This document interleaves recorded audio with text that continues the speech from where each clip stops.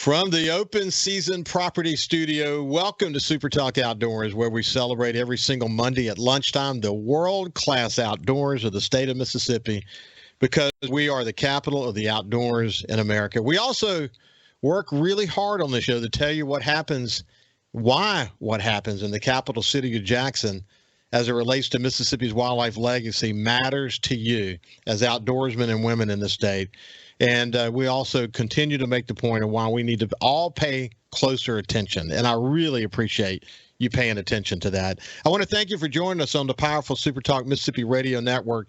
You can also listen to the show at SuperTalk Outdoors at supertalk.fm, Amazon Alexa, the SuperTalk Mississippi app, and as always on your local SuperTalk Mississippi channel across the state of Mississippi, or on SuperTalk TV at C-Spire TV. But some of you might be watching on YouTube or Facebook or listening on your favorite podcast. It's April the 22nd, 2024. That's kind of a mouthful, isn't it? But the reality is, this is not just a radio company. This is a multimedia company that wants to be wherever and whenever you are, so you can listen to us however you want to listen to us. And that's why we're the multimedia company that we are and why we're having so much success. As I mentioned, we're doing this show from the Open Season Property Studios. We're so thrilled to have them as a title sponsor. They're a full-service real estate company with a team approach philosophy that ensures your needs are the highest priority, whether it's rural land, sales, residential or commercial properties. Open Season Properties markets and sells real estate in Mississippi, Louisiana, Arkansas, Tennessee, Alabama, and Georgia. And they're dedicated to the development of long-term client relationships and unwavering commitment to service. So go to openseasonproperties.com to learn more. We're also thrilled to have Mississippi Land Bank as a presenting sponsor and Open Season Properties with Jordan Blissett and Austin Seals as well. So thrilled to have all of them. Hey, listen. In the next couple of weeks, we're going to do a special show, and we're going to be joined by some friends from Mossy Oak. They recently released a documentary that was produced by Mossy Oaks, and the name of the video is something that's super, super special, and it is about Colonel Tom Kelly and Fox Hayes. And if you don't know those two men or understand their significance to conservation in the United States, not just turkey, but the living by example, you need to pay close attention to this documentary. We posted it at SuperTalk Outdoors Facebook page, or you can watch it at the YouTube page. You can go to YouTube and do a search on it as well. But Colonel Tom Kelly wrote the 10th Legion back in 1973. It was like the definitive book on turkey hunting. And what he had to say back then still is so true today. And let me read to you this one little segment. The first turkey that ever came to me on the ground did it a long time ago. I sat there with my hands shaking and my breath short and my heart hammering so hard, I could not understand why he could not hear it. The last turkey that came to me last spring had exactly the same effect. And the day that this does not happen to me is the day that I quit. Isn't that true? I mean, it's true about whether you love fishing or just any kind of hunting or just love the outdoors. It's that effect that it has on you. That's what draws us here. That's why Mississippi is the capital of the outdoors. There's a lot that draws us. Here's one other quote from Colonel Tom Kelly. I do not hunt turkeys because I want to. I hunt them because I have to. I would really rather not do it. But I am helpless in the grip of my compulsion. I am helpless in the grip of my compulsion. Woo, what a powerful statement. Anyway, what Mossy Oaks said about the documentary is this. One of the most special projects in Mossy Oaks history.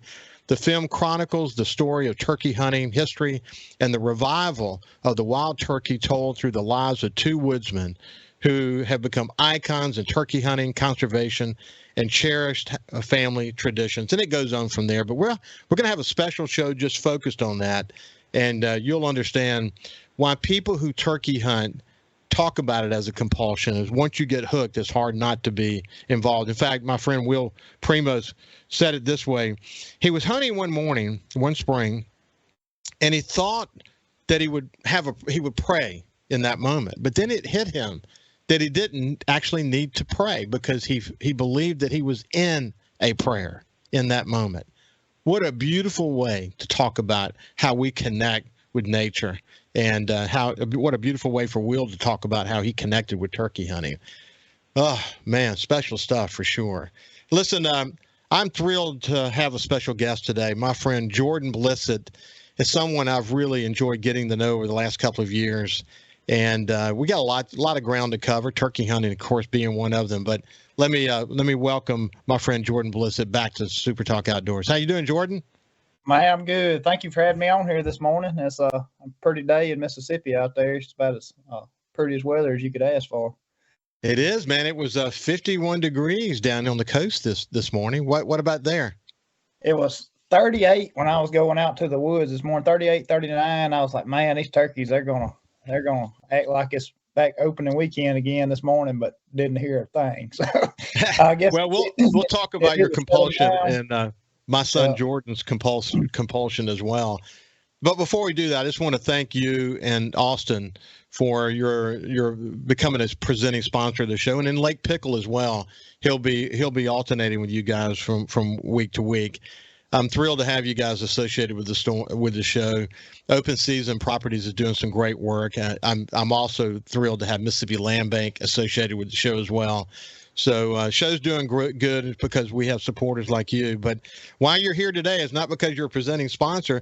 It's because you're a guy that's been on the show a bunch of times, and and you share with me a love of the outdoors, and it's just great to connect with you from time to time. So it's a thrill. So you know the compulsion, don't you? Man, I've got it. I probably got it as bad or worse than anybody. I think last year, funny story. It was probably 2 weeks into May, and I'd been hunting, I think, 15 or 16 states by that point in the spring. And I was booking plane tickets to go on one last trip, and my wife just looked at me and said, "You're just consumed. Just this is too much." So, but I can't help it. It's like Tom Kelly said, I have to go. So. You have to go. Hey, man, when you watch the video, the documentary, the Mossy Oaks documentary on the fox and the Colonel, I watched it yesterday, and I watched the whole thing again this morning. There's so many anecdotes in there. There's so much to say about conservation, the history of wild turkeys, the history of these two men and their contributions back to the wildlife legacy of not just the state, but this country. It's just inspiring. I personally am inspired. I look for so much. There's so much to learn in listening to those stories. But, how did it touch you? Man, I've had the pleasure to meet both of those gentlemen and spend a little time with Mr. Fox especially. And they're just they're some of the most world-class guys you'll ever meet. And going back to the restoration of wild turkey, we owe those guys a lot of gratitude because they had the foresight and the want to and the willingness to take their time and do something that helps us 3 generations later. Or me, I'm third generation removed from Mr. Fox. So just what they did is helping me, and I'm able to enjoy some of the work they put in so many years ago. Well, the National World Turkey Federation, they owe a lot to these guys. I mean, the kind of work that's happening on the national stage is around turkeys, not just in the South, but all across the nation. And in watching the video, of course, Will Primos and I have become really good friends as a result of this show. And we talk a lot because he just become a friend, and we care a lot about conservation and what's happening in this state, and our conversations get deeper and deeper. Just again, super inspiring man. But watching the documentary, I learned that the very first Tom Kelly Communicator of the Year award was given to Will Primos. And then when I sent him a note about it, he just kind of downplayed it. That's not a big surprise to hear that, but. Mm-hmm. What the connection that all these men have in pushing forward ethical, fair chase, and so on is a great legacy, isn't it? And it's just having, like I said, like having the foresight or thinking about the resource you're using today, you want to have it for the generation next too, right? So A lot of times that takes our own instant compulsions. You got to take those, put those aside, and think about, okay, what am I doing today? It's affecting tomorrow. Yeah. Hey, the way they talked about it was be a conservationist first. Help, and then enjoy maybe the if there's some fruits of your efforts, enjoy that as a result of what you've done, and go hunt and maybe take a turkey. But don't be a turkey hunter first. I just love the way they talked about that. But when we get back on the other side, we'll talk about why this is almost like a religion to people. And that's one of the things that I've come to really understand and appreciate. We'll continue our conversation with Jordan Blissett when we get on the other side. We'll see you after this break. Welcome back to Super Talk Outdoors. I'm thrilled to have the Mississippi Land Bank as a presenting sponsor of the show. Are you looking to purchase the perfect piece of hunting property, upgrade your farm equipment, or have you been dreaming of owning your slice of heaven out in the country? Look no further than Mississippi Land Bank for your financing needs. For more than 100 years, farming families and landowners in North Mississippi have turned to Mississippi Land Bank for all kinds of financial solutions, whether it's for land, equipment, or livestock. For more information, visit mslandbank.com or go by and see one of their friendly staff at any of their locations and offices around Mississippi. Anyway, Mississippi Land Bank, love to have them associated with the show. We've got Jordan Blissett with us today. You know him from Primo's Truth About Hunting. He also he does a lot of land consulting, but he works with open season properties, and he's a real good friend of mine over the last several years. So it's good to have Jordan join us today. I said, Jordan, think about this, the sort of the religious side of this. Recently, when all of the saga around Leonard Bentz and the crickets came up, there were a lot of conversations with people. I got a lot of notes from people. It was, through either Facebook or Messenger, or people in the community, people in the legislature, people associated with the governor.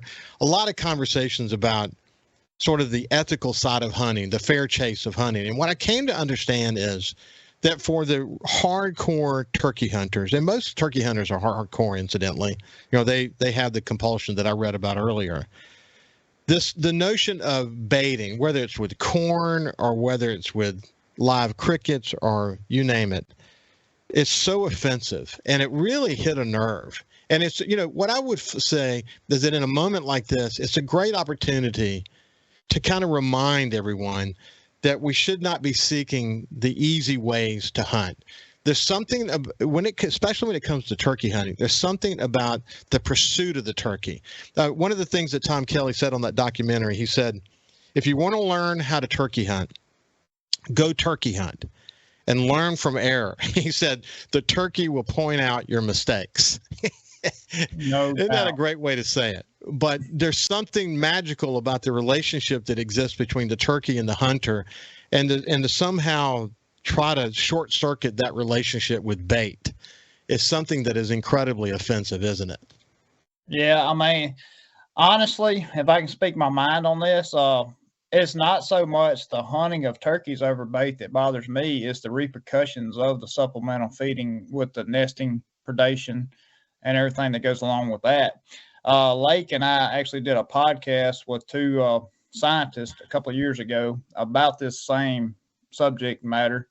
And I can't remember the exact numbers on it, so I'm going to botch it up. But the bottom line, pretty much on the studies they did around supplemental baiting for turkeys or having corn feeders running year-round on properties, was a turkey that made a nest and laid her eggs within, I don't know the exact radius. It ended up being like a 300-yard circle around that feeder. They had almost zero nest success because of the predation that the feeders brought in, because I don't remember exact numbers, like I said, but it was like 80 or 90% of the feeder usage was from nest predators or animals you really don't want, like coons and possums or whatnot.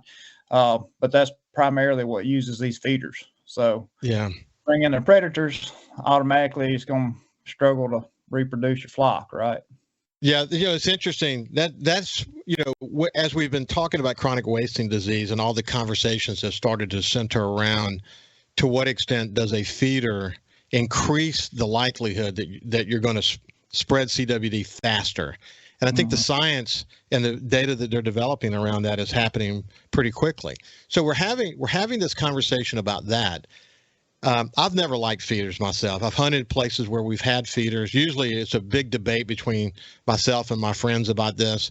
Usually we end up putting a feeder on a food plot that's near a property line where a property owner on the other side is using a feeder.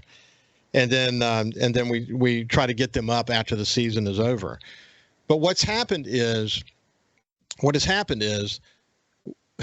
deer season kind of carries over into turkey season. And when they did this area, when Mississippi State did this aerial survey across Mississippi, they estimated that there were 118,000 feeders in Mississippi. Hey, man, that's what they could see. What's underneath the canopy that you can't see? So many have estimated it's probably much greater than that. Just think about if a tenth of those, and probably much more than that, stay, but if a tenth of those just stay out there and carry over into turkey season, it's not just the issue of hunting a turkey over a feeder, which is it's offensive to the relationship between the hunter and the turkey and the way that pure turkey hunters understand it. But the bigger issue is what that feeder is doing to really impact turkeys in a negative way going forward, bringing predators. Anybody who has a camera on a feeder knows this already, but you're going to have a raccoon party, and raccoons are not good for turkeys. And the story just goes on and on from there. But that's what this conversation has created, not just a conversation about chronic wasting disease and the need to focus on that, but also the ancillary impact on something like the wild turkey. And so I think the Commission on Department of Wildlife, Fisheries and Parks Commission is going to have some tough decisions to make as it relates to supplemental feeding. And I, for one, and most of the people that I've heard from, believe that we should just stop supplemental feeding in the state. That once you study CWD and you understand the impact on wild turkey population, et cetera, it becomes very clear that we've gotten ourselves into a bit of a pickle here. We've created a corn culture in Mississippi, and that's just the reality, isn't it? Yeah, it's a tough deal because you got to think about it from all sides too. What's the impact it's going to have on some of my buddies that own a sporting goods store? I mean, that's a bunch of our livelihood if we took it away. So I understand that side of it as well. But I think at the end of the day, you have to make the decision what's best for our wildlife and figure out another route for income or whatever. I feel it on both sides of the table. I understand both sides of the table. I do think, we've gotten dependent on that. And there's a lot of other things you can do to your land to make it just as appealing to the game out there, but it's a native way of doing it, or food plots or such things like that. I mean, a chufa plot, in my opinion, is the most attractive thing within 4 miles to a turkey. If you can get a chufa plot established, it's way more attractive to a wild turkey than a feeder is. I mean, it's pretty crazy, but it takes a little extra work, right, to do that. So it's just things people may not know about, and things you could do to make your place attractive to game. Burning, a simple, easy, cheap way of doing it. You just got to be responsible with fire, right? So a lot of those things can be done without a feeder. Yeah. I think that we will get back. We need to probably get back to how we can improve the land, whether you're a landowner, whether you lease land and have the opportunity to make improvements on that land, whether it's through food plots or other things that you might be able to do to improve the land, that we're going to get back into a conversation around those things, which are incredibly effective. So I have 3 farms that I lease or have access to. And one of the farms, we don't do any feeders at all. And the other farm, the other farm that's down in Chula, we'll use a couple on the property lines. But, the truth is most of our big deer are nowhere near a feeder. I mean, that's just, most of the studies that William McKinley did proved that out, that what you're going to do is force the mature deer to be nocturnal. And you're just rarely are you going to kill a mature deer on a feeder. That's been our experience. But this particular farm, it's about 250 acres, but it's about 2.3 acres along an oxbow lake. and it's bordered by ag land, and it's a tree farm essentially. It's got 5 different kinds of trees. They're all nut bearing, and it's at the stage where there's a lot still really nice bedding area for the deer and whatever. It's a beautiful place, but you can create that just about anywhere if you work hard enough, and you do a lot of consulting around that, don't you? Pretty good bit. Yeah, it just takes a little sweat equity, is what you call it. A little bit more time than it takes to put up a feeder and fill it up with corn and set the timer. But I think long term, you'll see the benefits of it, and it's really less maintenance because once you get your place set up correctly, you go through it once or twice a year and do the small things to improve it year over year. But after that, you're pretty much maintenance free, other than just keeping up roads and whatnot. Yeah, there's no doubt about that, and it's exciting to see those evolutions occur, and so it's going to be an important conversation that we need to have in the state. That is for sure, and the Department of Wildlife, Fisheries, and Parks. I sense the commission itself, maybe some recalibration that's going to occur, and we'll be able to get back focused on wildlife legacy and not be in a position where special interests have too much of a voice. We need to get the focus back to wildlife management where it belongs. When we come back on the other side, we'll continue our conversation with Jordan Blissett. We'll see you after this. Welcome back to Super Talk Outdoors. I'm thrilled that you joined us as we continue our conversation with Jordan Blissett. And Jordan, you've really enjoyed your time at Open Season Properties, haven't you? Man, yeah, I loved it. I'm working on year 4 now in the actual sales side of real estate, and never thought I would be a real estate agent, and actually didn't even like them before I started doing this, but decided to do it because I'd been doing land consulting and whatnot, and that's my passion for a long time, and decided to get on this side of it to try to be a little different and not try to pressure people into buying something, but actually finding them something that's going to fit their needs. And that's our motto, is finding that piece of property that's going to fit that person. Yeah, you found a good partner in Austin Seals, haven't you? Yeah, Austin's great. So Austin has a background in the poultry business, and he was a service tech for Sanderson Farms for several years, and really got a niche into that business. Because if you don't know about poultry farms, I grew up picking up dead chickens on one, but I don't know all the ins and outs of what makes one work, right? And when it comes to the real estate side of it, it is a lot to learn there, and I'm thankful to have him there because he can spit out this stuff like me on a food plot when it comes to poultry houses. Mm-hmm. Well, that's cool. That's cool. Hey, listen, back to turkey hunting for just a second. My son Jordan finally got a turkey this past Saturday morning, and when he FaceTimed me, I knew it was going to be good news. So he FaceTimed me. He was on the edge of a cattle farm up outside of Wiggins. And it was down in the bottom. And when he got there, he'd been there, a few times, and too many times on the 2 different properties that he hunts, too many times this year, he's heard nothing, And when he has heard something, he had one that he was really zeroing in on, and it just slipped over into a neighbor across the property line, and he hears, bam! so unfortunately, somebody else got it. But he's been a lot. But when he went this particular morning, Saturday morning, 3 different gobblers answered him, and he went, "Oh my goodness!" So he got all positioned, and one of them, and it would just all happen kind of fast. One of them came out of the bottom and to the edge of the field, and he videoed it for a good long time. It turned and walked toward him, and he was able to kill it. But it was a great hunt, and he was super excited. And the monkey off his back. But you know what? The truth is, people do a lot of turkey hunting, and they don't get the monkey out their back. It's just that kind of a deal, isn't it? I got a buddy of mine over here. He's a dang good turkey hunter, and he has just been struggling this spring. Of course, I hadn't been poking at him at all, Justin Rogers. But it happens to the best of us, So you've had some success this year. It's been a good spring. Got lucky here the first couple of weeks of season, and I had some really good hunts and got on the road after that. Been going to a few different states here and there and exploring new places. And I don't get just enough of it here. I have to get on the road and go extend my season, try to. You had the opportunity recently to In fact, we'll probably have these principals on the show soon to tell the whole story. But you did a multi-state turkey hunt in the last week or so.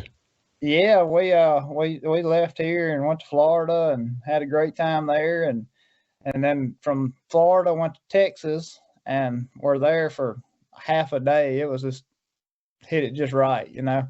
And then we went to Colorado and had a good day there, and then went to Kentucky and finished it out. So I got to witness a grand slam in less than a week. So it was a pretty cool little trip.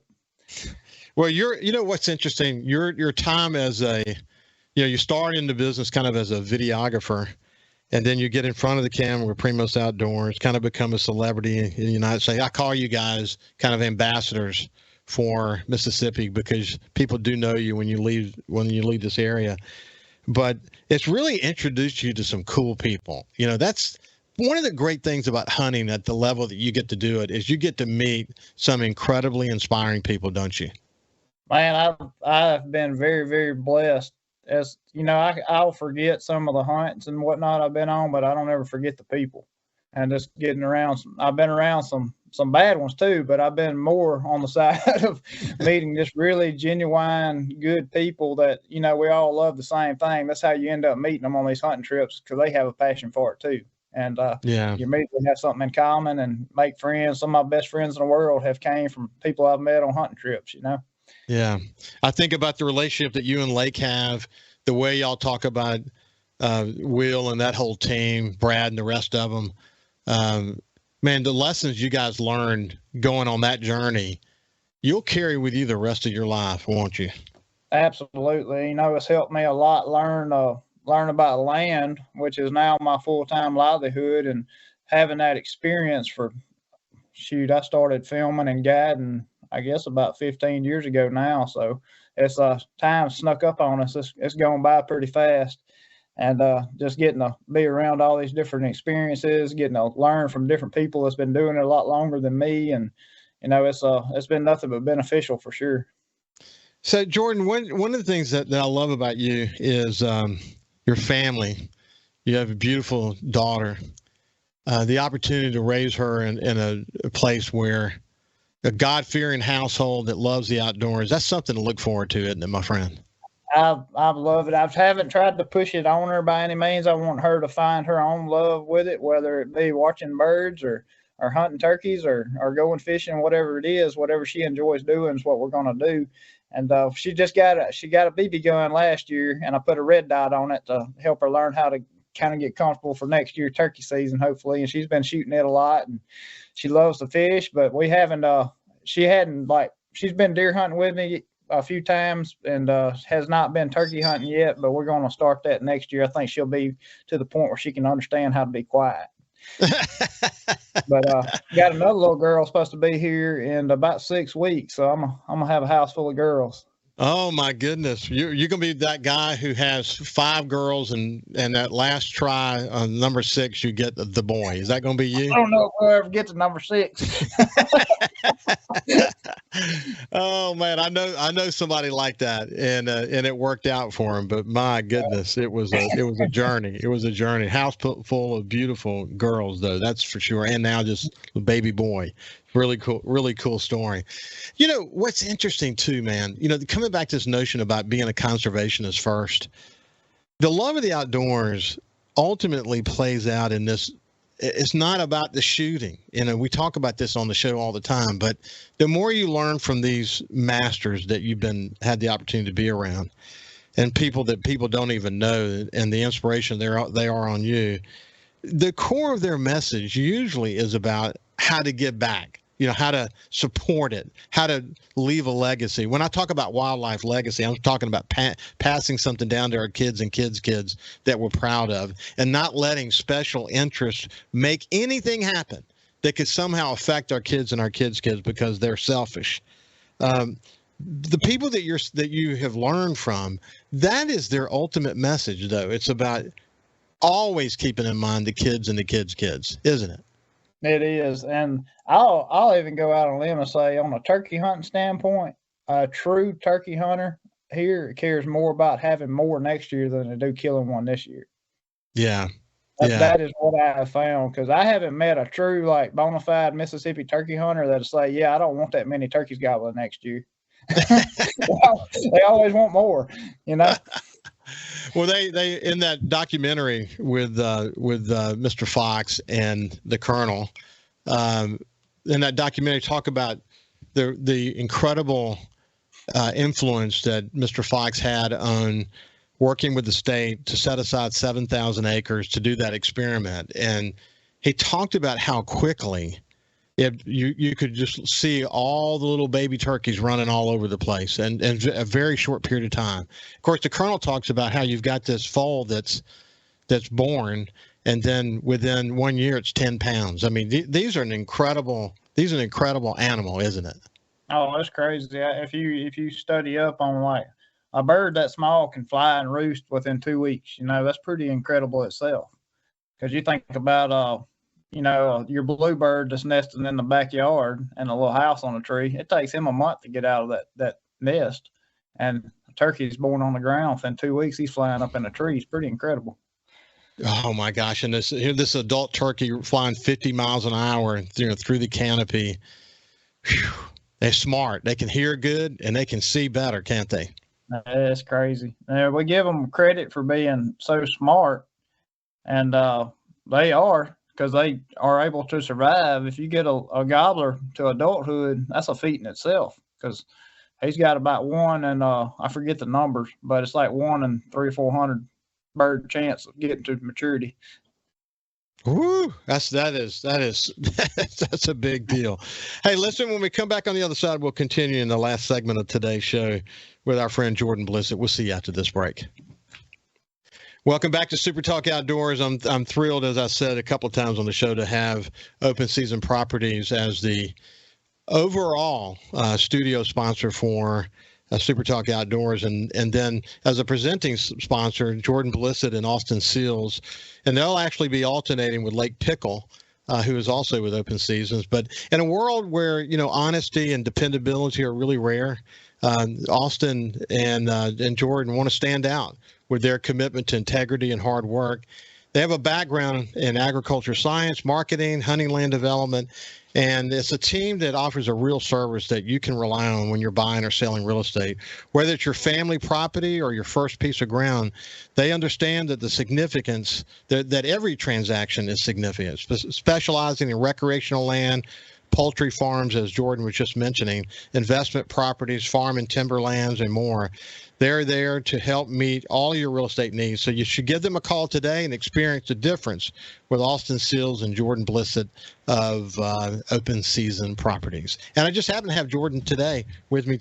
Jordan, is it weird to hear me read that on the show and you be here with me? You feel like you've arrived in a way that your business is really growing, and now here you are on the radio?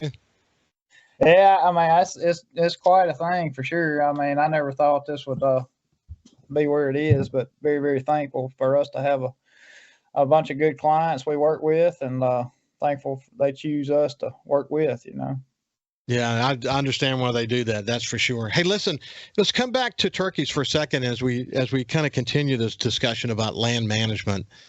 The kind of things that you would do to help turkeys are also the same kind of things that would help deer, because you think about a controlled burn and what needs to happen around that, and what it does, and when you focus on getting predators off your property, all these things work together. But if you want to have thriving wildlife population on your property, you have to be committed to land management, don't you? It all starts with habitat. If you don't have the correct habitat, it doesn't matter what you do.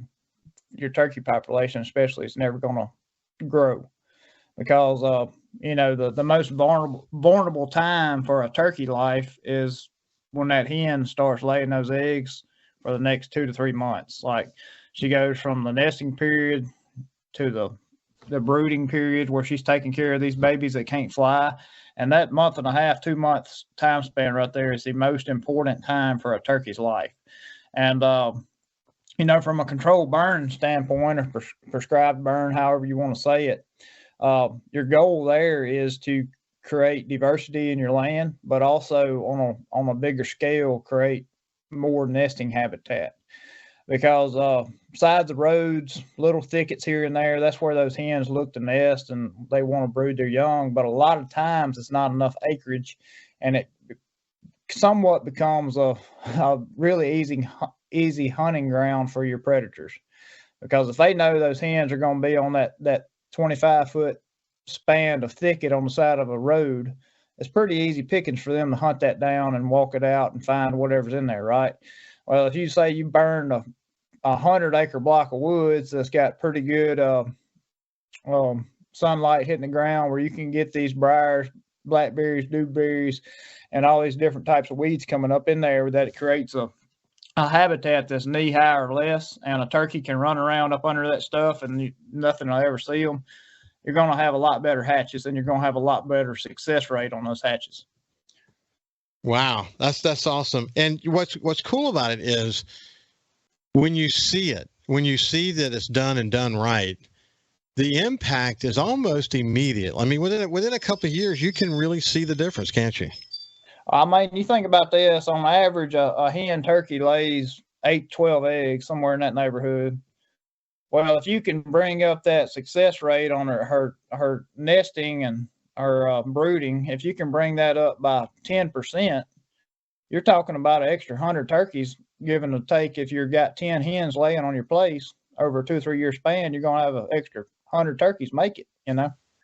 So it can go really good, really fast if you got the right habitat and make it happen. So it was interesting when you talk to people about what they want. Do you find them in all different categories? I mean, people, they have a lot of wants as it relates to their real estate needs, but there are a lot of people who have dreams about just owning land, and they've worked hard to get to that point, and it's fun kind of helping them find that special piece of property, isn't it? Oh, that's the most rewarding thing ever. I have a friend of mine now. We found he was wanting a place he could turn into a sure enough, like, really good turkey hunting place, and we found one here in Rankin County about 3 years ago, and it was a raw piece of land. It was timber tract, it had just been managed for pine trees, not really wildlife initiated or at all. And long story short, we're on year 3 of developing that place, and he went from having 3 gobblers on it the first spring he had it to now we had over 10 on it this year. Wow, that's so cool to hear. That's so cool to hear. Hey, listen, I've enjoyed catching up with you. We'll have you back regularly. Look forward to having Lake touch back base with us, and then we'll have Thad on at some point to tell about his love of the outdoors. But until then, listen, stay safe when you're in the outdoors, and look forward to talking to you again. Appreciate you having me. You bet. So listen, thank you for joining us on Super Talk Outdoors today. And just like I said to Jordan, you stay safe when you're outdoors. I end every show with always put safety first. Always put safety first. God bless you, and we will see you next Monday.